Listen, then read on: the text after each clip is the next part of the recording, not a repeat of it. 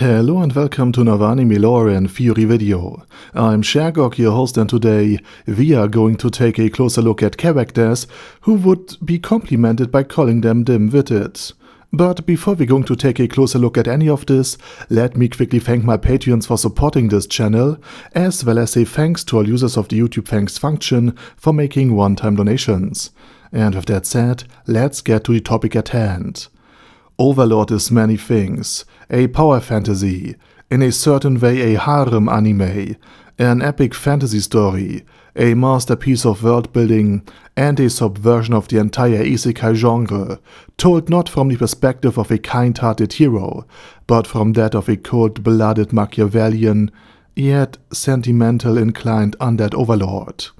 But above all, Overlord is one thing: a true celebration of well-written characters. Every motivation is understandable, every character is more than just a walking cliché, or a top-heavy plot device, if you get my drift. Even the smallest, most seemingly irrelevant characters are multi-layered. Take for instance the comic relief character of Eclair, a hilariously weak penguin man, / butler, who has to be physically carried through the tomb, and constantly tries to usurp control of the Great Tomb of Nazarick from Ainsul Gone. And he might seem like a one-note joke character, but there's more to him. Despite his absurd behavior, he's still loyal to Nazarick itself. And when Shelty was mind-controlled and basically attacked Ainsul Gone during the mind control, which of course isn't her fault, but when she blamed herself for it, Eclair tried to comfort her. He even ordered her a drink and tried to slide it to her in a cool way, only to clumsily spill it with his flippers. And of course, he tried to recruit her, which of course failed. So even this comedy character has a bit of depth. And he wasn't just interested in Shelty because she tried to overthrow Ainz, he genuinely cared about her well-being as well. And again, that's just the comic relief character. And this very depth also applies even to complete idiots. I mean, of course we all have the geniuses like Demiurge, who was blessed with demonic wisdom, or Albedo, who's unmatched in planning governments and politics. We also have Renna and Jerkniff, or even the diabolic genius Eclair. But there's also the complete opposite of all of these superiors, the absolute fools. And that's who this video will be about: characters who don't shine because of intelligence, perceptiveness, or any other mental prowess. And naturally one immediately thinks of Remedios Custodial.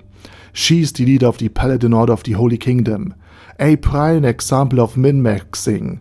On one hand, she's so strong that she made it into the legendary realm of heroes on her own, with a level above 30, something even Gazav Stronov couldn't achieve without his gear and his wild magic ring. But on the other hand, she's best described, at least intellectually, by this very picture taken from Fallout New Vegas. And I think it should go even lower. And Remedios isn't just loud, aggressive and brutish. She's primarily ignorant.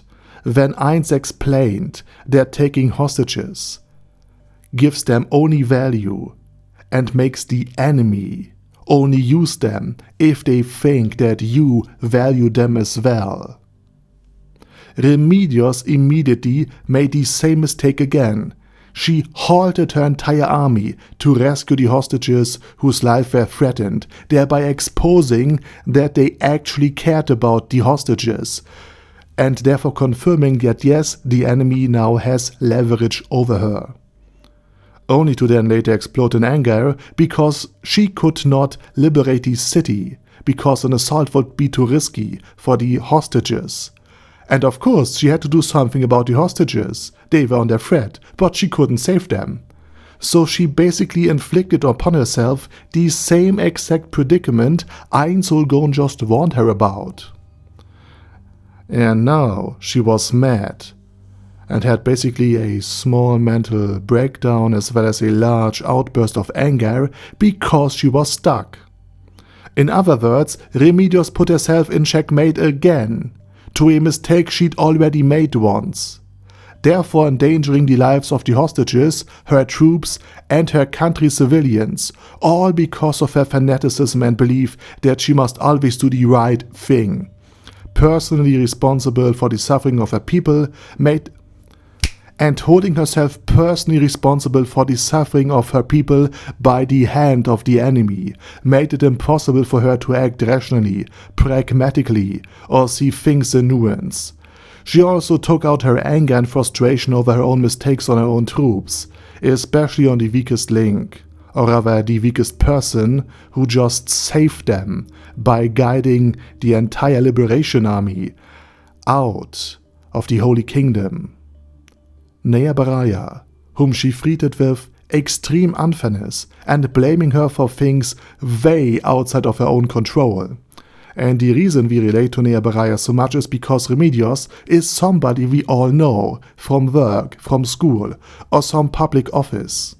That's why it feels like true justice when Einzelgon completely dismantles her life, her worldview, everything she stands for, through his invasion and his mere presence. He exposes her arrogance and ignorance for what it is.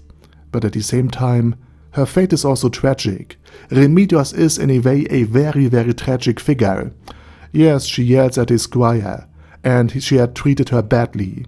And she misunderstood politics, strategy and tactics, much like Bobby B from Game of Thrones, and made a bad decision, even though it was with good intentions at heart.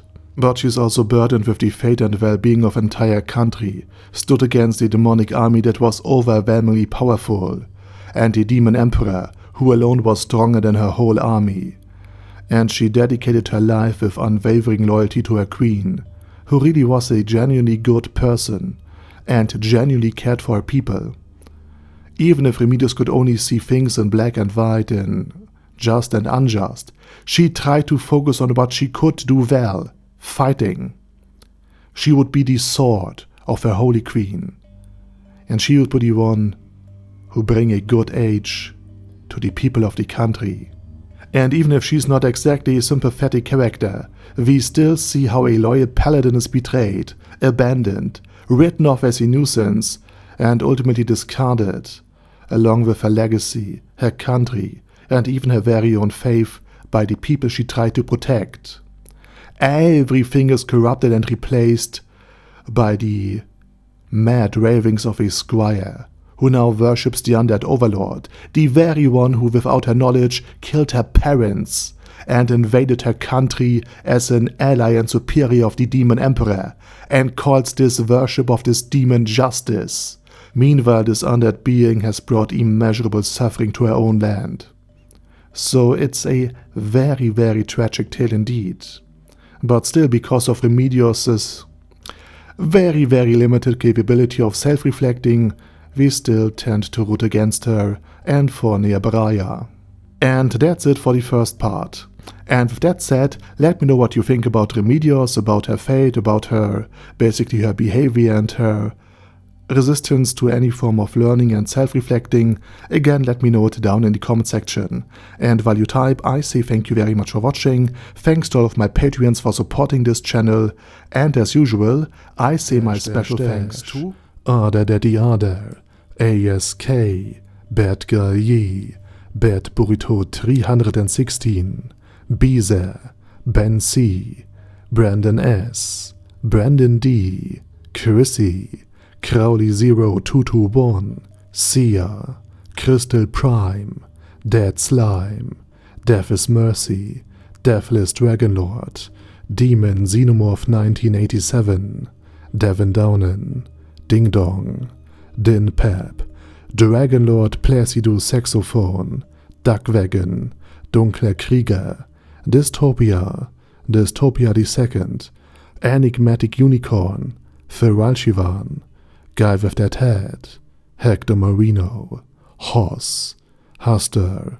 Jacob G, Jana B, Jason, J. Morris, Chromius, Kyle R, Lee K. Long, Legendarius, Le Louche Britannia with a Mustache, Lexus Fox, Lord Nishikian Rai, Lord Touch Me, Lofrazer, Merowek, Mr. Shoes, Mr. Tweaker, Michael R., Michael Y., Nope, Oh Hell No, Normal Toad, O'Kill, Overlord General Gasper, Paddy Pentum, Personage, Ruru, Primus 11, Rhinomere, Q&A Caracos P, Shergox's Daddy, Shadow Lightning Wolf, Shrine Keeper, Sir Axolotl, Super Tier Magic Batista Bomb, Supreme Cheese, Staris, Ted, Texas Deer, The Orc Warboss, Rocket Smasher, T.E. Wang, Vash Hawkeye, Vegito27, Venture Fanatic, Wilhelm, Xenokai, and Sonagon. Thanks guys. Anyway, have a nice day, and I hope to see you all again soon on my next video.